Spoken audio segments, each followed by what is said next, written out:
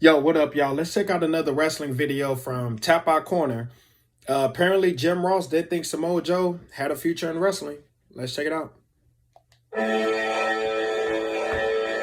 His theme song, though?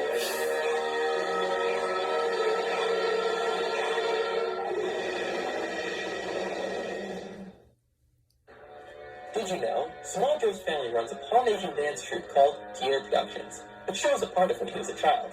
As a matter of fact, he made his stage debut at the opening ceremony for the 1984 Summer Olympics in Los Angeles, when he was just 5 years old. Wow. His Polynesian dance background has come into play in his wrestling career too, as during special matches in TNA, he would enter with a group of dancers, sometimes members of his own family.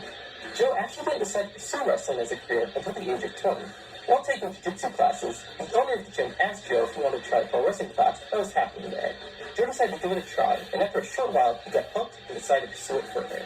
Shortly thereafter, he went to Ultimate Pro Wrestling, UPW, which was WWE's developmental promotion at the time, to continue training. While there, he met and befriended John Cena, and the two of them had a feud on UPW's TV show. Joe eventually got a tryout before the WWE higher-ups at the time by competing in a match against S.A. Rios on Jacked, one of WWE's former TV shows, which was the equivalent of WWE Superstars in the main event today. However, Joe was not signed to a WWE contract. This may have been in part that Bruce Prichard, a WWE producer at the time, did not think Joe had a future in wrestling. Jim Ross, a play-by-play commentator, likewise agreed. Wow. The name Samoa Joe wasn't actually supposed to be Joe's permanent name. Samoa Joe's real name is Mufuro Joe Sayano. At the gym he trained at, there were a few other people named Joe, so to distinguish between them, he had the name Samoa Joe, because of his Samoan heritage. When he first started performing, he decided to use the gym name and use something else later on.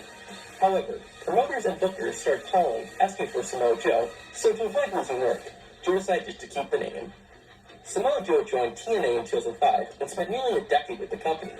Unfortunately, it wasn't without its problems.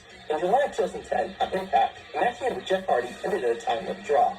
Joe was unhappy with the decision and ended up yelling at the production crew after the match. This led to a suspension, which only lasted for a month, as he returned in August of that same year.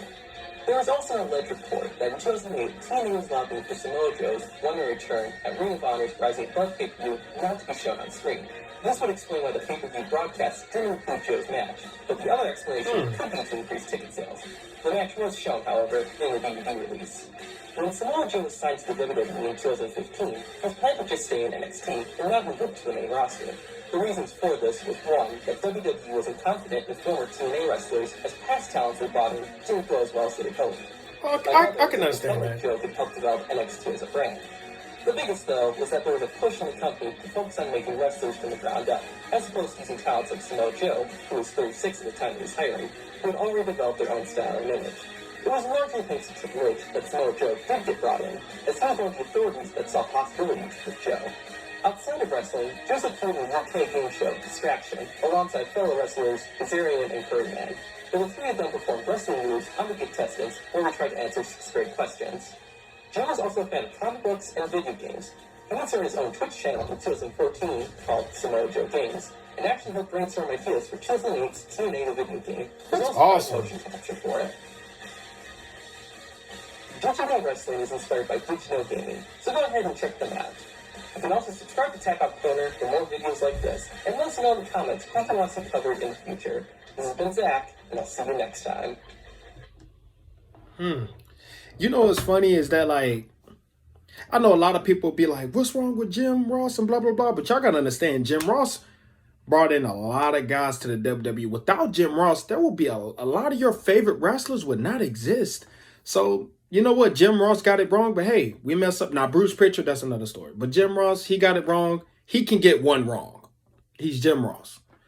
But that is kind of just weird. Like, I mean, man, Jim Ross didn't see it? Interesting.